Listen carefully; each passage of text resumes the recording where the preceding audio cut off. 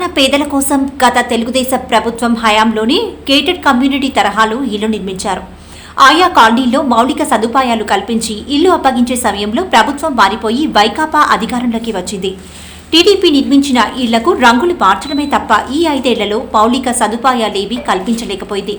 YCP ఓటమితో కొలువుతీరిన కూటమి సర్కార్ ఇప్పుడు టిడ్కో గృహాల్లో సదుపాయాలపై దృష్టి సారించడంతో లబ్ధిదారులు సంతోషాన్ని వ్యక్తం చేస్తున్నారు. నెల్లూరు నగరంతో పాటు ఉమ్మడి జిల్లాలోని 6 మున్సిపాలిటీల పరిధిలో 41,696 ఇళ్లు మంజూరు చేశారు.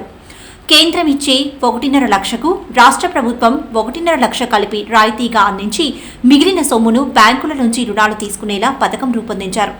2017 నుంచి 2019 వరకు 3 విడతల్లో మంజూరైన ఇళ్లను G+3 విధానంలో నిర్మాణాలు ప్రారంభించి కొన్ని పూర్తి చేశారు.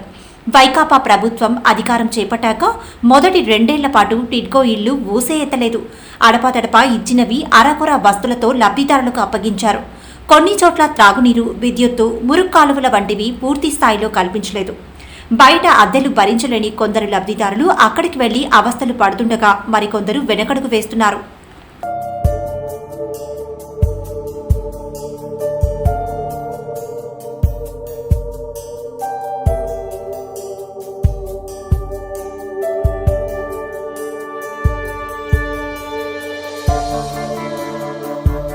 కావలి, నెల్లూరు, ఆత్మకూరు టిడ్కో సముదాయాల్లో లబ్ధిదారులకు ఇళ్లు అప్పగించినా సగానికి పైగా చేరకపోవడానికి ప్రధాన కారణం అక్కడ మౌలిక సదుపాయాలు సరిగ్గా లేకపోవడమే.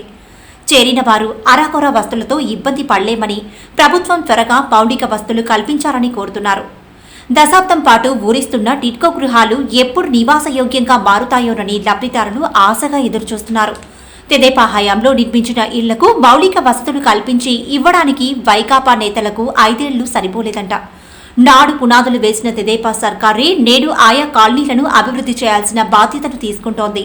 తాజాగా టిడ్కో కాలనీలో మౌలిక సదుపాయాలు, అసంపూర్తి నిర్మాణాలు పూర్తి చేయడానికి టిడ్కో రుణం తీసుకుని ముందడుగు వేస్తోంది. ఇన్నాళ్లు నిలిచిన పనుల్లో కూటమి రాకతోనే కదలిక రానుంది.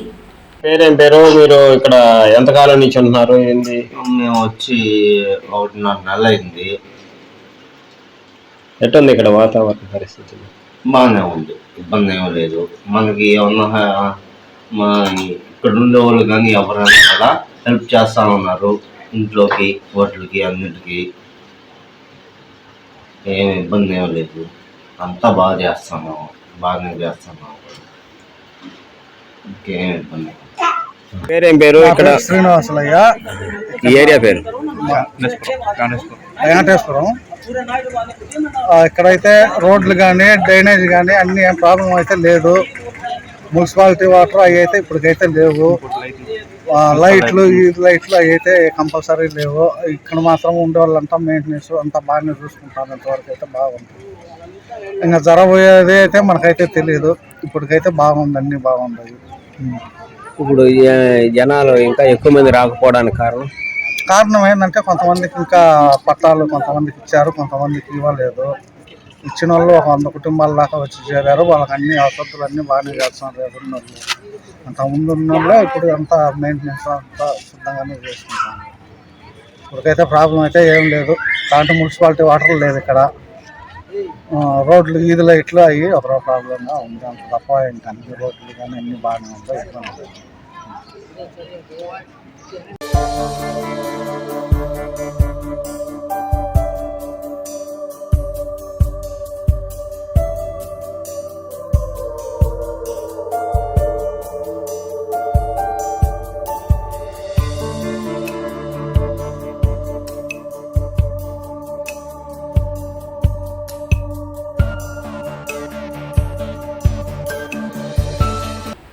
తెలుగుదేశం ప్రభుత్వం టిడ్కో గృహ సముదాయాల్లో అన్ని రకాల మౌలిక సదుపాయాలతో పాటు పచ్చదనం, ఆట స్థలం, ఉద్యానవనం, నడకకు ప్రత్యేక మార్గం, బ్యాంక్, వాణిజ్య సముదాయం తదితర సౌకర్యాలు కల్పించి లబ్ధిదారులకు ఇల్లు అప్పగించాలని నిర్ణయించింది.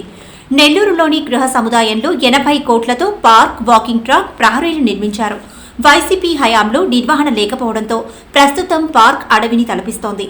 కనీసం పారిశుద్ధ్యం పట్టించుకునేవారు కూడా లేరు. కనీసం రోడ్లపైన చెత్త తీసే నాదుడే కరువయ్యాడని అక్కడ నివాసం ఉంటున్న వారు ఆవేదన వ్యక్తం చేస్తున్నారు.